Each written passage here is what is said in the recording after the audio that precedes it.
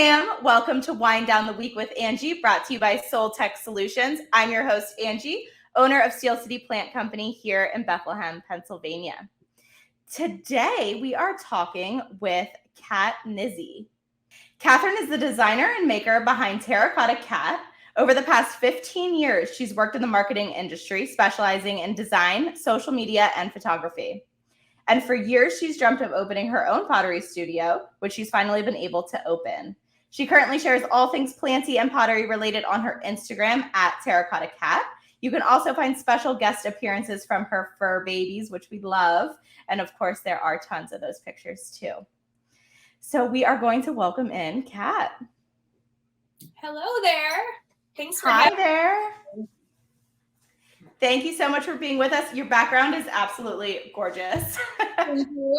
This is my plant room, which used to be the office, but the plants took over. Story of my life. Right. Oh, well, thank you for being with us today. We're going to kick it off with an icebreaker. So we've been playing this game called Petal and Bud. So Petal is something that has happened recently that's exciting for you.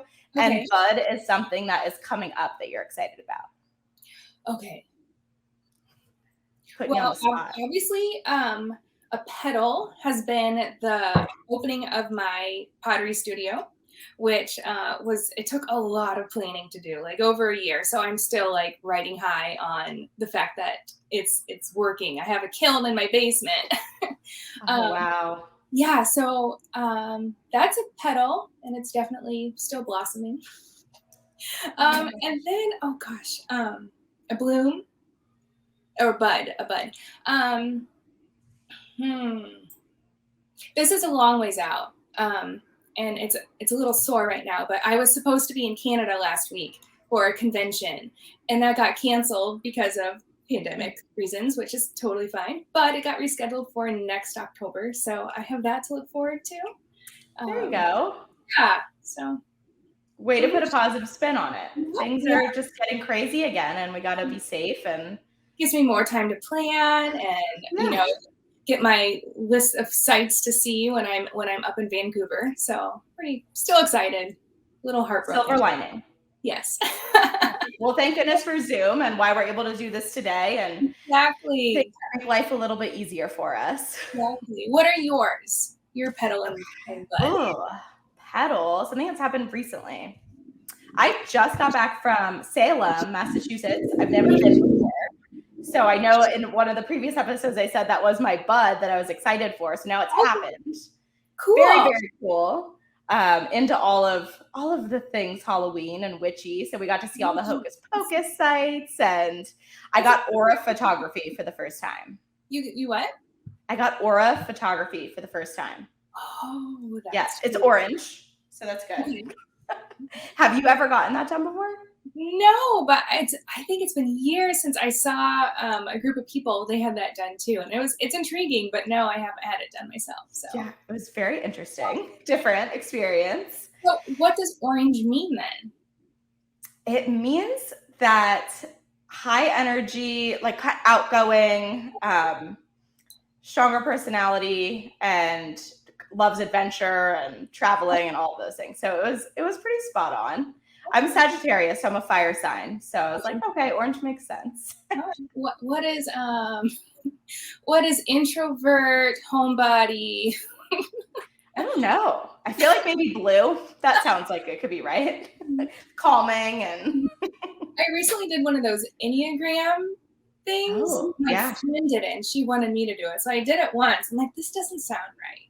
And I did it. I was in a weird mood when I did it. And then I retook it and gave me totally different results. So those are kind of a wash for me right now. Yeah. I'd be interested to see if the aura photography did the same thing. Like if I did it again somewhere else, would it be different?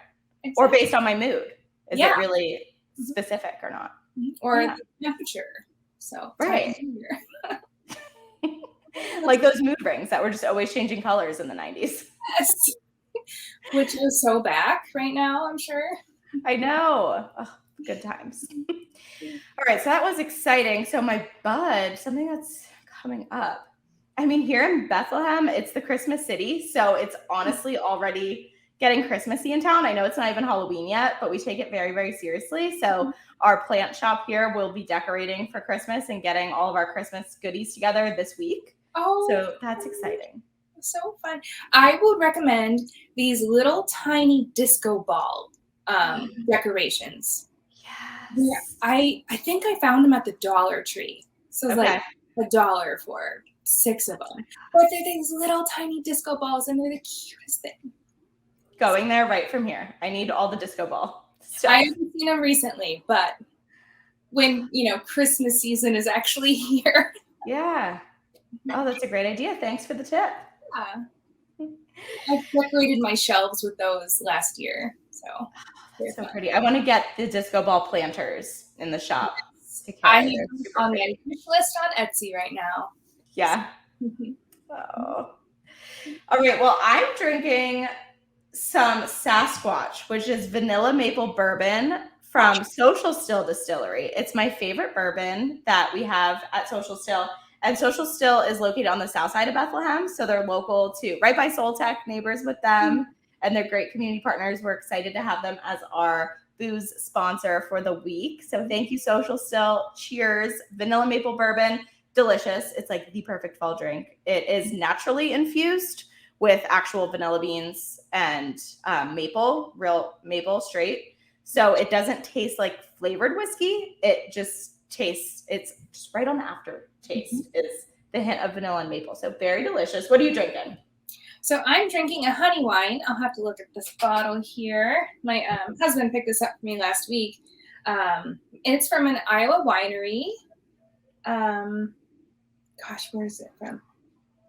It's just a honey table wine from Abeja Reina, and that's in Sully, Iowa. So cheers. Cheers. Cheers. It's a pretty sweet wine. It's good though. Yeah, I like sweet wine. I like all wine, really. Is there a bad one? I don't think so. Same with pizza. I haven't met bad pizza or bad wine. Never.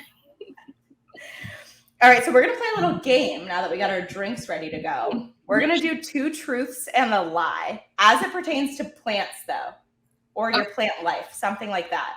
Okay. So I'll kick it off because I know I'm just throwing this at you, and I've had a minute to think about it. So 2 truths and a lie. If we guess correctly, the other person has to drink. So if you guess my things correctly, I have to drink. Okay. All right, so 2 truths and a lie. Oh, God. I'm always really bad at this. I always say like 3 truths. And I'm like, oh, wait. These are all true. Okay. I have, including at the shop, over 300 plants to care for. Mm-hmm. I have fake plants in my apartment. And I name all of my plants. I've watched your podcast, so I know the last one is a lie. The last one? The last one. You do not name all of them. You're right. Darn it. You just need to drink. All right, your turn. Okay. Let's see here. I'm really good at plant names. And all the, like the scientific names and stuff like that with them. My kids and my animals are really good with all my plants. And one of the things that makes me happiest in the world is a really good shelfie with plants on it. And I feel that every shelf should have a plant on it. Okay, I think I know because I'm already a big fan of your account and I've been following you for a while. Your newest kitten is not good with the plants. He's been kicking the dirt up. Okay, he kicks the dirt up. But that's been solved. Oh, okay. I didn't update people, but that has been solved. Which one is the lie then? I don't know the names of plants. Isn't that terrible? Oh, it's not terrible. Don't worry about it. For a while, I did a lot, I'd research them and everything. And now I'm just like, you know what? I really love this one. And yeah. Well, I don't know its name. I just try to learn as I go, and there's so much to learn, and it's just a constant growing experience. Constantly. And if it takes the fun out of it for you, then, you should do what you love about plants. If it gets to the point where it's stressful, then just enjoy them for what they are. So I love that, because I do feel like while the plant community is for the most part so open and welcoming and loving and such a great community to be a part of, you can find those corners of the internet or the community where there is shame in not knowing the exact definition, like in the Facebook groups. And I see people get like made fun of sometimes. And I'm like, they're okay just loving plants. They don't need to know the scientific name. I've posted before and I've had the wrong name of a plant, and whoops, I'll fix it. Thanks for letting me know. Don't be rude about it. Right. Moral of the story, just be kind and love plants. Yeah. Plants are nicer to each other online, everybody. Well, then I have to drink because I guessed wrong. So cheers again. That was kind of tricky because I need a refill soon. Yeah. Okay, so I really just want to get to know you better now. Okay. Tell us about this pottery studio, because I know it's newer for you, but it's also just completely taken off amazingly. So yes, it tell has. us more. Okay, what's going on? I'll kind of backtrack a little bit. I am an artist. I've always been an artist. I majored in graphic design. So, and throughout college, I take pottery classes, and in high school as well. And this is back in the early 2000s. And so art's always been a part of me. And then when I got out of college, I have a desk job working graphic design, and it burnt me out. And then I had kids. And so now I have the pleasure of staying home with them. But I constantly have to be busy. It's the way I am. Which is, I think, part of the reason why I got into plants so heavily.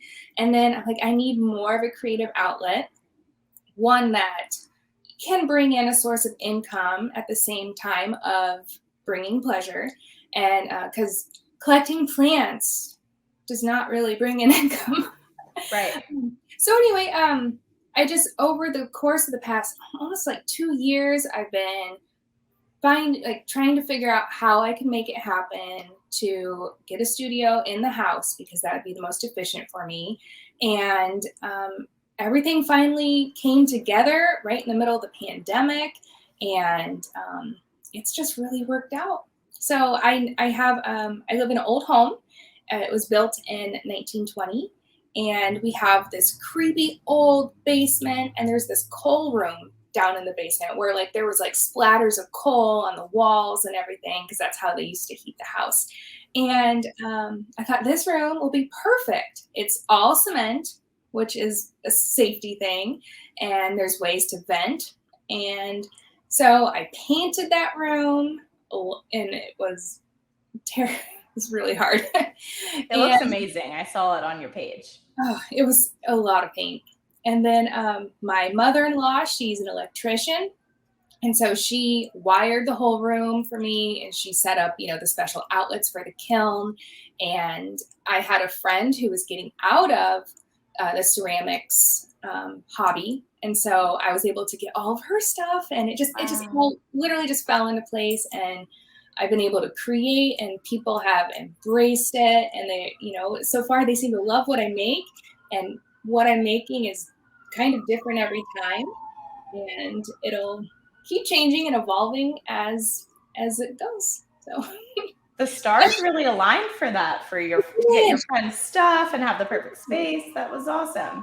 So not to lighten the pandemic, but for a lot of people, I feel like it came at a good time. Like people that need to slow down and kind of figure out their passions and have the time to do it. Yes. Yeah. And my husband's a teacher, and so he has summers off. And so it really worked out, because then, he has the children. Well, I was able to focus all my energy on setting everything up and to really get going. So I was a little rusty at first, because it'd been a few years since I'd thrown. And of course, operating the kiln it was something totally new, because when you work at other studios, a lot of times other people run the kiln for you. But no, it was scary at first, but I'm used to it now. Congratulations. It's amazing. Your work is beautiful. I love what you make. Thank you. I appreciate that. So what sparked your interest into plants from the beginning? Ooh, okay. So I've always had plants. Big plants. I mean, anytime I had an apartment, I'd always, go to the big buck store and go grab a couple big plants to decorate with it. And, it was always for just because they make me happy. And to be honest, 10, 15 years ago, I, didn't have a care in the world of what kind of plant it was and what it needed. I did know they needed light. Yeah. So I did mostly put them by windows. And then I think it was, a couple years ago that I started getting more plants. And then the winter before the pandemic hit the US, this is what started my Instagram account. I'd gotten a new camera, and my family was getting annoyed with me taking their pictures all the time. And so I said, fine, I'll take my plants pictures. And that is how TerracottaKat was born. I got a camera and I wanted to take pictures of stuff, and it was winter time, and I'm sure your winters are pretty rough out there. They're not great in Iowa either, and so you're stuck inside. And so yeah, I took pictures of my plants and bought my plants to take pictures of. A cycle began. Yeah, but I've always loved them. They've always been part of my decorating, and I actually have a hashtag that I've always used that's plant is my accent color, because I went through this phase where I had zero color in my house except for the green of the plants. Yeah. And so that's kind of what I've always said. It's a beautiful accent color to have. Absolutely. The best. Well, I'm glad you brought up your Instagram, because personally, I'm super interested in this. And I know a lot of other people will be too. I'm so impressed that it seems you started your account, TerracottaKat, in 2020. Mm-hmm. Mm-hmm. And then it's totally just skyrocketed, taken off with followers and the community you built. Any tips for people trying to get that type of community started? Well, I think I started at the exact time for it to take off, if that makes sense. Like, if I were to start it today, I do not think that the same thing would have happened, if that makes sense. And as you know, Instagram constantly changes. We know that they mess with your mind, possibly. Oh yeah, the algorithm. And I think it started out with, on Facebook, actually, I was in a local plant group, and we were all sharing our Instagram handles. And so, then I was able to be friends with them on Instagram as well as Facebook, and then started to grow and produce content and reshares from bigger share accounts. Those were huge, and really striking conversation and making friends with other plant lovers is really what got me going. Sharing about other people that inspire you, and just being active. And I do find that I spent a lot of time on Instagram in the early 2020s, and it was really time consuming, and it can be stressful too. So, I think right now I kind of try not to spend as much time on it, because of it is draining sometimes, and the worry of, like right now, if I don't post every day, there's a decline in numbers, and that's okay. I am totally fine with that. But I don't like that it gives you that anxiety, and I'm happy, now to be able to be like, this isn't cool. This isn't healthy. So let's take a step back and enjoy my plants and just have fun with life. And so good for you. That's but amazing. you still need it though. Yep. Yep. 22. Oh, and then any advice or tips for people that might want to start their own small business, like on Etsy or crafting? Yeah. So find other people that have done it. Talk to them, ask them questions, ask them about their failures or successes. I was very fortunate to have a friend who went through the whole thing. Go online and look for blogs that talk all about it. Now, because it's more than just making something and selling it. You have to think about, well, how am I going to ship it? What if somebody gets hurt with my product? You have to get insurance. You're a business owner. I mean, business insurance is like a serious deal. And with having a kiln in our home, that was a big. So that took several months to sort just the insurance out. But write your expenses down. Keep track of every penny you spend. Estimate what your costs are going to be, and if this should be something you should produce, or if it's just going to be something to do for fun. So, yeah. But researching before you dive into it is the biggest thing. And for sure, do it if you love it. And I always say, and it was your first point, there's always people that are willing to help, that have been in your shoes and are just waiting to help the next person in line. So ask for help. Yep. It's hard sometimes. Yeah. And that's hard for me to do. I'm a very independent person. But it was an old college friend who'd been through it all and found it wasn't for her. But yeah. Same. I had a lot of people help me along the way, and I just to help figure out the things that I just couldn't wrap my brain around. As a marketing major, I understand the front facing stuff, not so much the back end stuff. So needed some help there. Yeah. I'm not looking forward to all those numbers someday. So because I prefer the fun stuff, the pretty stuff. Right, me too. So shifting gears, tell us about your fur babies. My fur babies? Oh my gosh. I brought one up with me. This is the plant room. So they're not allowed in here.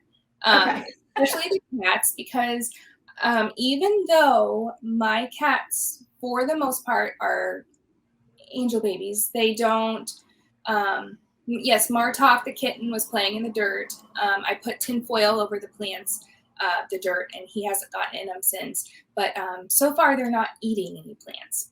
But I still keep most of my plants out of reach from them. And the ones that are around the house, they're not. They're either non-toxic or like going to be okay. So, but I've got 2 dogs. Odie,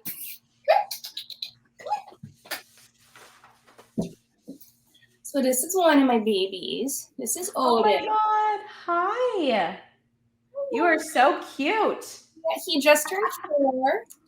He looked right at me when I said he was cute. Yes, he knows he is. He was like, I'm used to hearing that. I know. Oh my God, so adorable. This is Otis, and then he's 4. He's got a brother who's bigger than him, but younger, and he is a big, fluffy orange dog. Oh. And then we have 3 cats. There's Lucy, which is she's like a long-haired calico. She's so gorgeous. She has this little black marking right here that looks like a pipe. Oh my God, that's so cute. And then we have Nico, which is my daughter's kitty, and Martok, which is my baby. So yeah, full house. Yes, very busy house. And then I do have 2 human kids, which which I don't talk about a lot, but they're 7 and 2. The youngest one just turned 2. And Wow. I have recently shared about our nap issues. So no naps. You have a lot of parenting going on. I do. Human parent, plant parent, pet parent. You're doing it all. Yes. I have to keep myself busy, I guess. Yeah. How do you do it? Any advice for that? Are plants kind of your time to unwind? Mm-hmm. Yeah. They are. Especially on the weekends is when I can take the time and just come and spend an hour or 2 in this room and just tend to them, prune them, and breathe a bit and relax. If I don't get that time, it's okay. Some plants have gotten a little neglected, especially with the studio opening up, but they're hanging on, and I would rather it be an enjoyable thing than something that gets stressful. So I try not to stress over, somebody drying out too much. I hear you. But yeah, I do try to take time just to sit, even if it's in the morning, down in the living room, just having coffee and breathing and looking at my plants. I have this huge alocasia in the corner, and I just right under my Soltech Solutions lamp. And I just stare at it all the time, and it brings so much peace. So, especially with the lamp on it, I have my favorite corner to look at in my living room are my 3 cacti, large ones that are under my new Soltech light. And it just with all the other lights off and just that one on, it's so calming and peaceful to just sit back and watch. Yes. So. Well, it is time to wind down. So anything you'd like to add that you'd like our listeners to know about, anything to keep an eye on? How can they shop with you? Give us all the plugs. Okay. So you can find me on Instagram, TerracottaKat. That's cat with a K.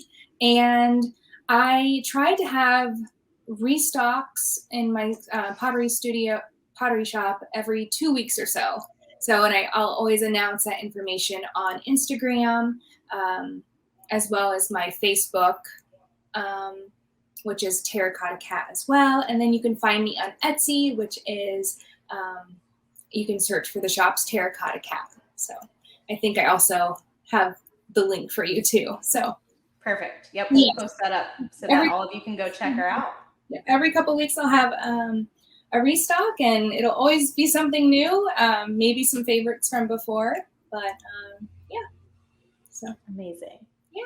Can't wait to check out the next one for sure. They're always so beautiful and unique and just unlike anything I've seen before. So really excited to see the next batch. Thank you. Moving into the trivia riddle portion of our podcast. So last week's riddle, let's see if you can get it because I do have the answer here finally. So I'm yellow, but I'm not a banana.